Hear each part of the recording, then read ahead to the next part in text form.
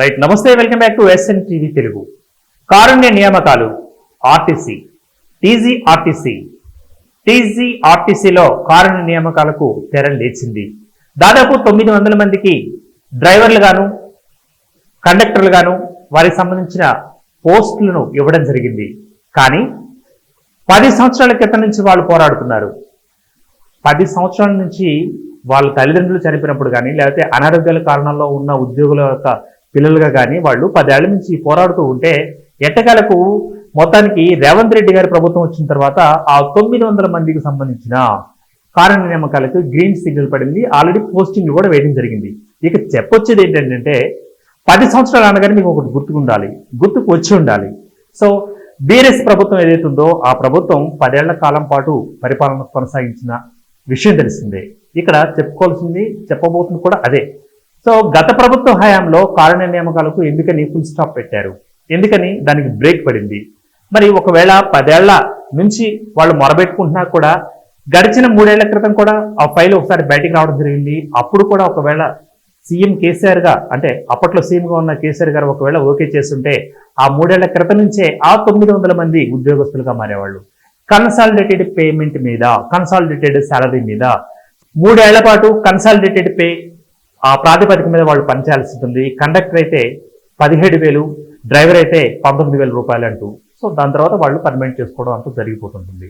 కానీ 3 ఏళ్ల క్రితమే వాళ్ళకి రావాల్సిన ఈ యొక్క నోటిఫికేషన్, ఈ యొక్క నియామకం అన్నది ఎందుకని ఆగిపోయింది, ఎందుకని తుంగలో తొక్కడం జరిగింది. ఒకవేళ గత 3 ఏళ్ల క్రితమే గత ప్రభుత్వ హయాంలోనే ఈ 900 మంది ఒకవేళ ఉద్యోగాల్లో చేరి ఉంటే ఇప్పటికల్లా సీనియారిటీ లిస్ట్ 3 సంవత్సరాల పాటు సీనియారిటీ లిస్టులో ఉండేవాళ్ళు.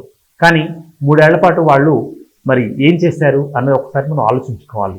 తల్లిదండ్రులు కోల్పోయిన వారు కొంతమంది ఉంటే, మరికొంతమంది ఏమో అనారోగ్య కారణాల వల్ల వాళ్ళ పిల్లలకు ఉద్యోగాలని ఇచ్చిన ధారాదత్తం చేసిన కొంతమంది తల్లిదండ్రులు ఉన్నారు. సో వాళ్ళు ఇచ్చినా కూడా, వాళ్ళు చచ్చినా కూడా ఆ ప్రతిఫలం వీళ్ళకి దక్కలేదు. ఎందుకంటే గత ప్రభుత్వం చేసిన తప్పు.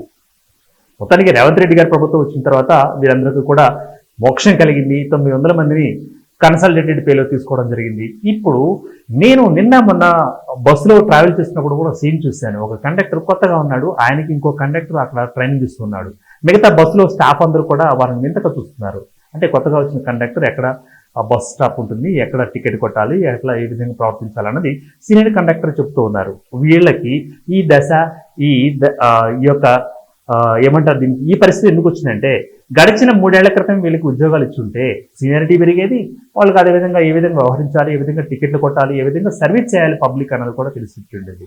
మొత్తానికి సత్యనారాయణ గారి యొక్క చొరవ కానీ, మరి అదేవిధంగా రేవంత్ రెడ్డి గారి యొక్క ప్రభుత్వం యొక్క దీవెనలు కానీ 900 మందికి ఉద్యోగాలు మొత్తానికి రావడం జరిగింది. సో ఇక ఫైనల్గా చెప్పొచ్చేది ఏంటంటే, ఎప్పుడు చేయవలసిన పనులు అప్పుడే చేయాలి. ఏ ప్రభుత్వ హయాంలో తీసుకున్న నిర్ణయాలు అనేవి ఆ ప్రభుత్వ హయాంలోనే జరగాలి, లేకపోతే ఇలాగే పరిస్థితి తయారవుతుంది. మరి ఇకనైనా ఇప్పుడున్న రేవంత్ రెడ్డి గారి ప్రభుత్వం సో ఇటువంటి విషయాల మీద తత్సరమే, అంటే అక్కడ ఎటువంటి తాత్సారం చేయకుండా తక్షణమే చర్యలు కూడా తీసుకుంటే గత ప్రభుత్వం తాలూకా ఏవైతే ఆరోపణలు ఉన్నాయో, ఏవైతే అవినీతి ఉన్నాయో, ఏవైతే తొక్కిపాటు లేకపోతే ఏవైతే తొక్కిపెట్టడం లాంటివి ఉన్నాయో అవి లేకుండా, అవి చేయకుండా మరి ఉద్యోగస్తులను కూడా అన్ని రంగాలలో ఉన్న ఉద్యోగులను కూడా ముందుకు తీసుకెళ్లేలాగా వారికి ప్రమోషన్లు కానీ, పిఆర్సీలు కానీ ఇవి కూడా ఇస్తే చాలా బాగుంటుందంటూ ఆర్టీసీ సోదరులు చెప్తున్న మాట. Keep watching SN TV Telugu.